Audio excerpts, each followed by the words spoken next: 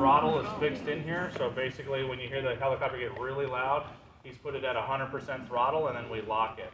And there's just a couple mechanisms in there that tell it how much horsepower we need or not need. This is your side click, so basically this is when you want the helicopter to go which direction, front, back, left, right. They move all the blades different ways. Like I said, it's dark magic, right? So somebody had to figure out how to make all of those things move. Yes, it is. And then the nose, once the helicopter, if it didn't have a tail rotor, it would spin violently out of control, right? So you need a tail rotor back there to keep it pointed in the direction you want. So you use the foot controls down here, the two pedals, and that helps you keep the nose pointed where it goes. However, the problem is anytime you do one thing or the other, it creates an opposite reaction that you have to be ready for. So when you pull up, because you want to go up, you're increasing torque, so the nose wants to spin faster. So now you're putting more foot pedal in.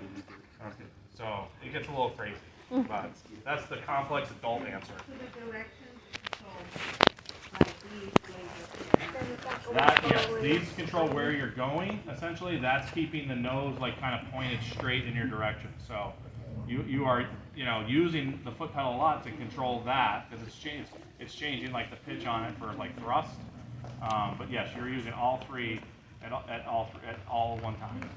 Like an airplane is pretty simple, right? You just essentially it's flying. You just kind of have the controls and you work the throttle. There's not too much opposite reaction that happens in an airplane.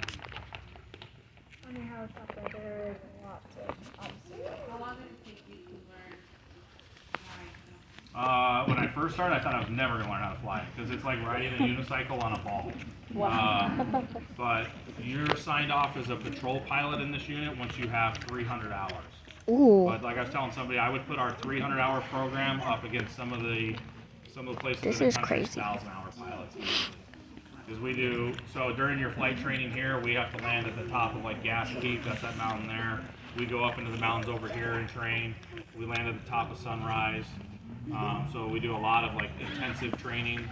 We do thousands and thousands of what we call an auto rotation. So it's how you kind of practice a crash landing in a helicopter essentially. So once we're signed off for 300 hours, like I said, you go and you start in your patrol flight, and then as you build experience in the unit, then your more responsibilities placed upon you. How do you drive it? How do you drive it? She just You just grab all these controls and hope for the best. Just push and pull.